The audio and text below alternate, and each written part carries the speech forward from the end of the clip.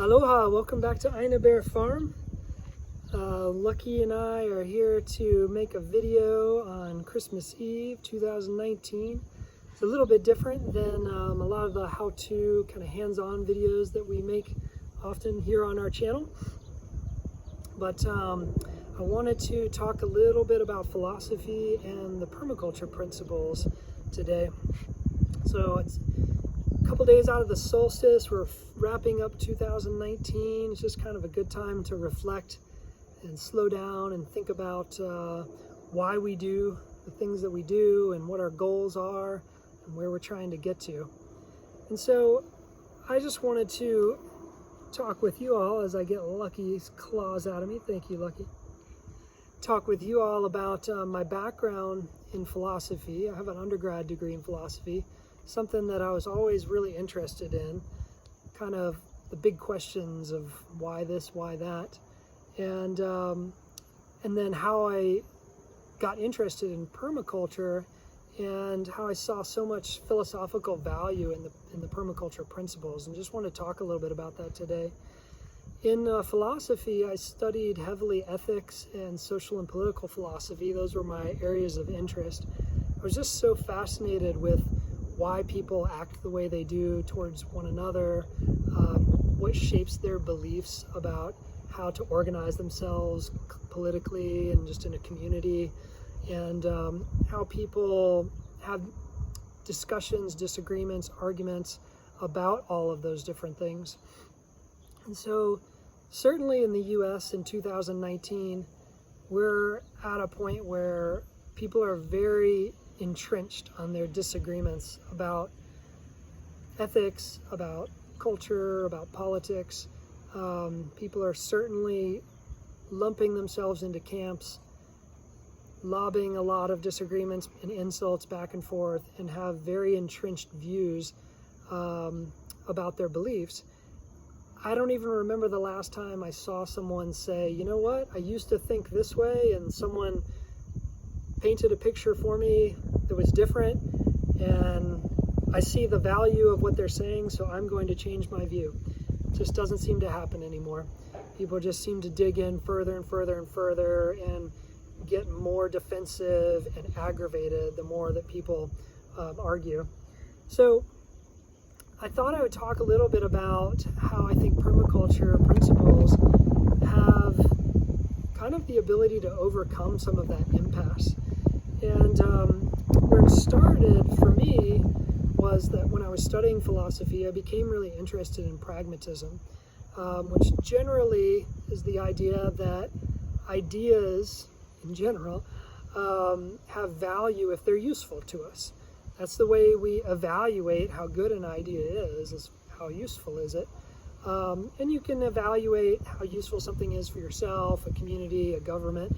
But it really, I always found a lot of issues with the moral imperatives in philosophy, the things like thou shalt or thou shalt not, the idea that universal ethical concepts can be applied in any circumstance. It was just very hard to see how that could work, but pragmatism offered something that I thought was much more useful, right?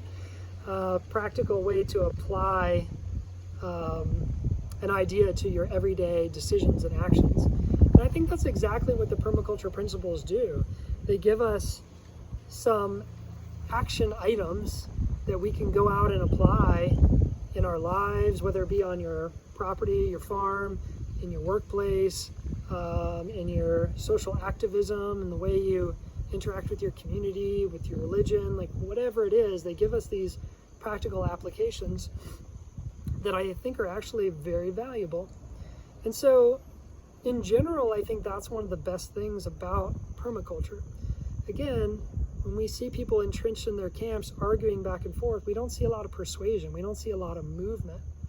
But when you go out and you model the principles of permaculture, for example, and you bring someone to see the amazing product, the efficacy of your work, they're going to be impressed, right? If you have a permaculture farm that's functioning really well, and you bring people to look at it, they're going to be impressed with what's going on that farm. They're going to be impressed with the elements of design, with the systems that you've set up. They're going to be impressed with how much abundance you have versus how little work you have to do on that property, especially when you compare your property to a more traditional agricultural property where they're doing a lot more work and having a lot more inputs and not getting the same level of abundance and having a lot more issues and problems with that. And so just by virtue of showing them something could have an impression on them that persuades them to change their minds. And I think that's where the power of permaculture really lies. And so let's dig into some examples of that. Right off the bat, one of the entrenched arguments going on in 2019, it's been going on for a while, has to do with climate change.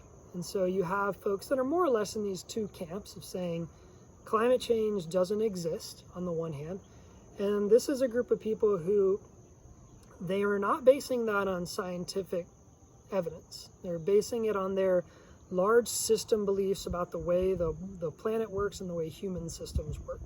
And they're saying that the planet is too complex, we don't really understand it, we couldn't possibly have much of an effect on it, we're just kind of a blip on the radar, and therefore we should just continue down the path that we're on because climate change isn't something to really be concerned about.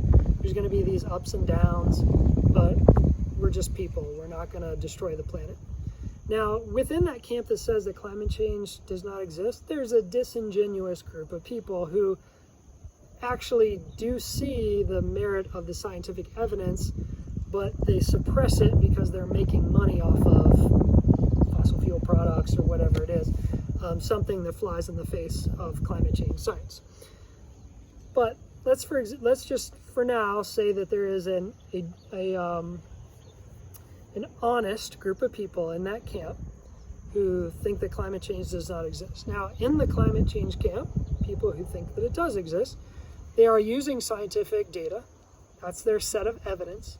And they're saying, we see global rising temperature change over time, and we're seeing carbon emissions skyrocketing in a way that's unprecedented in the history of the planet, right? And they're saying that because of those things, we're creating the possibility of a very dangerous tipping point where we're going to trap more and more heat, and the Earth's just going to rampantly heat up, and one day the Earth could look something like Venus, where life as we know it is really not even possible. And those are the two camps. They lob disagreements at each other. They lob insults at each other, accuse each other of being sellouts to this and that, ignorant, whatever it is, right? They don't change a lot of minds. There's not a lot of people shifting camps. Now, there are probably a lot of young people who ascribe to the scientific evidence of climate change, so as more and more youth grow up in a world where they think that the weight of scientific facts are of a very high priority, where they're building that side of the population of the argument is getting much higher on that side than it is on the other. That's a possibility. But what I think is wrong with that entire picture is that neither side is really often talking about the ethics of how we should be treating the Earth. Which, again, you could go to some universal imperative like thou shalt take care of all of the finite resources on this planet, something like that. Or you could just look at it very practically, which is exactly what permaculture does. There's the permaculture principle that says, look for and use renewable resources whenever possible. Why? Duh, because they're renewable, right? So no matter which side of this camp you're on, it seems like a pretty stupid idea to go and put in a lot of energy to digging up and extracting fossil fuels in the form of coal, natural gas, and oil, doing all kinds of crazy processing to those things just to be able to burn them and use fuel. Now, And then we know that it's finite, even though we may not agree that there's this capital T truth, third person objective viewpoint. All of us are agreeing right now that fossil fuels are finite. If we burn them all, they're going to be gone. There's not going to be enough replenishment of them to keep up with the pace that we burn them, because they take millions, tens of millions of years to form. So we should be looking at renewable resources like solar, wind, hydro, all those things. But then we even get into arguments among those groups of people around like, well, where should we put solar plants? Where should we put wind turbines? Where should we put dams? Those sorts of things. And that speaks to another piece of the conversation that doesn't come out often, is that we should also be reducing our energy consumption. We shouldn't constantly be thinking that we need to keep making more and more or keep making more and more things that use more and more energy, right? That's another piece of the conversation that gets left out of climate change, no climate change, climate change, no climate change. So permaculture has, as we apply those principles, it has the ability to possibly show people that, hey, there's a better way of doing things. And by them seeing it and saying like, oh my God, you're right. I see the way you're doing these practices and you have abundance. That's great. I don't think people are going to really argue that abundance is a bad thing. Another thing is diversity. Permaculture principles really speak to the power of diversity. When we go out and we observe nature, we see diversity. We do not see monoculture in nature. And we see strength in diversity. We see that ecosystems with broader diversity have much harder time collapsing, falling susceptible to diseases, pests, because there's all this redundancy. There are all these systems that can help keep everything in balance, right? Keep everything kind of in a humming along order, and so that there isn't this big collapse. And so you can bring somebody to a permaculture farm, show them the abundance that you're getting out of utilizing diversity, and then plant the seed in their minds that diversity is a good thing. So think about that. You could have somebody who is racist, or you could have somebody who doesn't believe that they're racist, but they have issues with diversity. For example, they go out and when they see the world, they see it through this lens where when you have diverse groups of people in a place, you have chaos, you have strife, you have violence. When you go to inner city urban areas where everybody's different, there are these terrible places where people are constantly killing each other over their different beliefs. But when you go to these homogenous small rural communities out there, everything is just perfect and everyone gets along great. Obviously not the case, but people look at the world through that distorted lens for lots of reasons. You can bring them to a permaculture farm, plant that seed in their mind that diversity is an amazing thing, and then it's possible that they could go take that back to their social circles, take that back to their communities, and to start to see the power of diversity. Start to see that when we bring in different ideas about things, that we could actually be strengthening our communities. I'm not saying it's a 100% effective way to change everyone's mind, but I'm sure it's much more effective than telling people that they're ignorant or yelling at them about how stupid and racist they are. Like, that clearly doesn't change anyone's minds about anything. So there are all these ways that permaculture gives us these practical principles that we can apply in our everyday lives, that lead to something good in the end, that can then show people how following these practical principles could lead us all to having better lives. And one of the biggest ones, and it's the last one that I'll talk about in general, it has to do with capitalism. And so capitalism is inherently contradictory to the permaculture principles. That's something that maybe a lot of you out there, maybe you don't see it that way, or you don't want to see it that way. But when you think about fair share, you think about this idea of abundance is to create so much that there's no need. Everybody has, right? I'm gonna have so much food on my farm that everyone in my vicinity could come to my farm and eat, and it's fine. and I don't need to require them to do X amount of hours of work every day to eat that food, because it's abundance, right? I've created a system that feeds everyone. That's the idea of fair share. And that it also goes back to insects, it goes back to microbiology, it goes back to animals, all that everything and everyone in the ecosystem has its fair share to keep that balance. That is the exact opposite of capitalism. Whether you like capitalism or not, they're opposites. Capitalism is competition-based. It says that there have to be losers. If we're competing, someone's got to lose. So let's imagine for a second that you look at the public school system, and let's imagine it actually does what we teachers anyways say that we want it to do, which is to give everybody an equal footing to compete. Right? We want to give everybody a chance to go out there and be whatever they want to be and to have the life that makes them happy. Well, let's say we did it, that we were successful, that when we graduated, every kid in this country, whether it be from high school or college, whatever, when we graduated, they were on equal footing.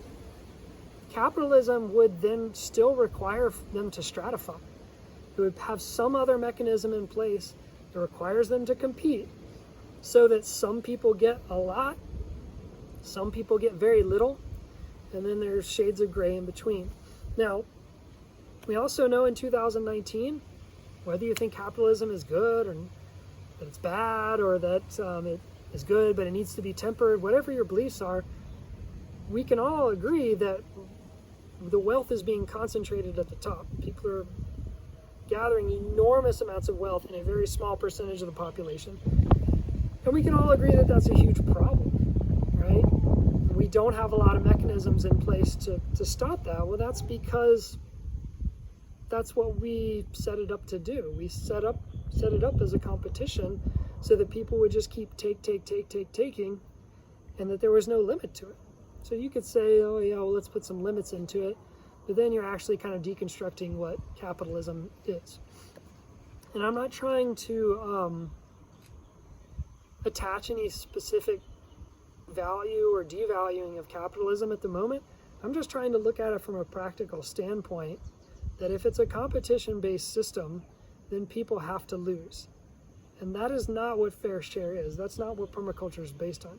Permaculture is based on creating systems of abundance where everyone has what they need, right?